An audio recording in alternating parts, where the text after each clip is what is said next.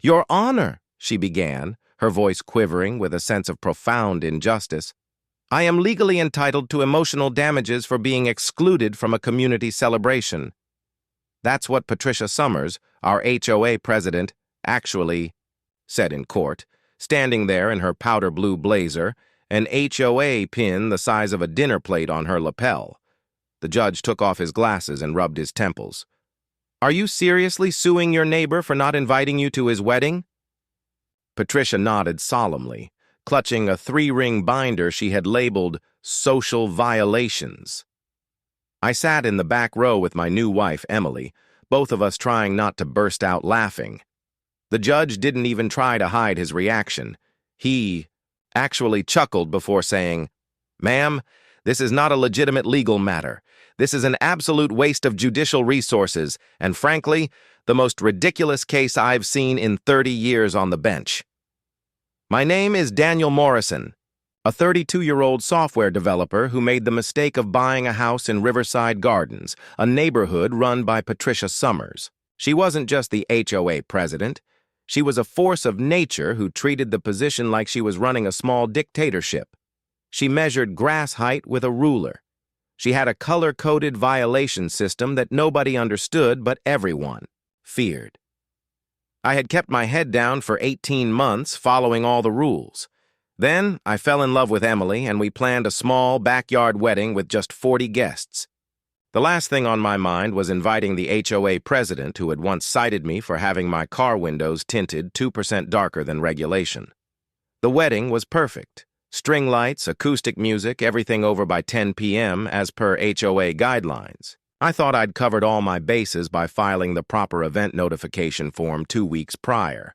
What I didn't anticipate was Patricia's reaction to not receiving a personal invitation. The day after the wedding, a violation notice was taped to my door.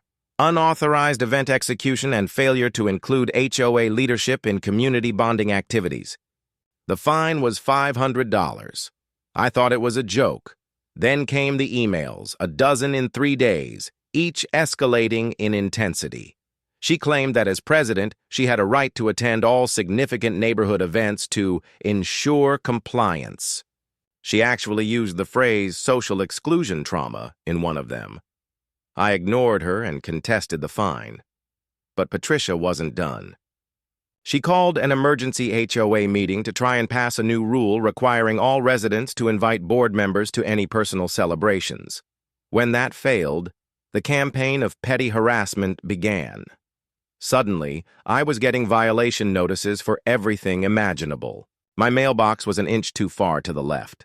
My driveway had a microscopic oil stain. She even claimed my doorbell was too loud and disturbed the acoustic harmony of the street. Things reached a breaking point when she actually filed a small claims lawsuit against me. She was seeking $3,000 in damages for intentional infliction of emotional distress and loss of community leadership credibility. She claimed that by deliberately excluding her, I had undermined her authority. She even itemized her damages, including $500 for therapy and $1,000 for loss of social capital. I couldn't believe I had to hire a lawyer for this nonsense.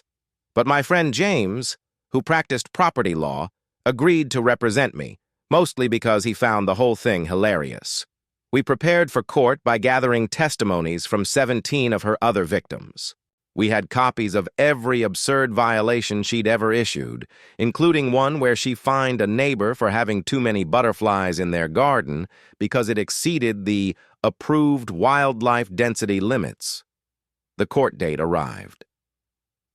Patricia showed up with a rolling briefcase and a PowerPoint presentation she'd prepared, complete with charts showing the social hierarchy of the neighborhood with herself at the top. When it was my turn, I simply stated the facts. Patricia was not a friend or family member. Wedding invitations are personal choices, not legal obligations. James then presented our evidence of her long history of harassment. When Patricia tried to argue that HOA presidents have special, legally enforceable social privileges, the judge actually laughed out loud. "Ms. Summers," he said, "in my 30 years on the bench, I have seen many frivolous lawsuits, but this takes the cake. No wedding pun intended. You have no legal standing, no legitimate damages, and frankly, no common sense. He dismissed the case with prejudice, meaning she could never file it again. But he wasn't done.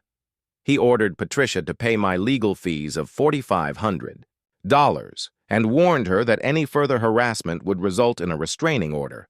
The aftermath was swift and brutal. News of the lawsuit spread like wildfire. The headline, HOA Karen sues neighbor for wedding snub, gets laughed out of court, went viral.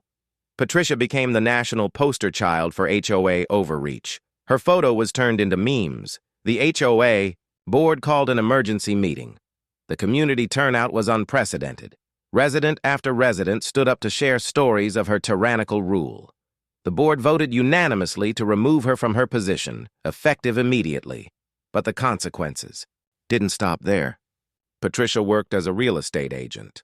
Her brokerage started receiving calls from people saying they'd never work with someone so unreasonable. Her professional reputation was in ruins. The final blow came when the State Real Estate Commission opened an investigation into her conduct.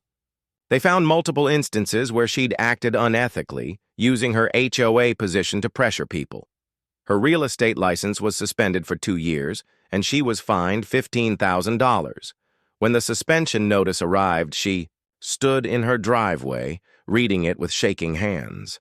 She looked up to see several neighbors watching from their windows. And for the first time since anyone could remember, Patricia Summers had absolutely nothing to say.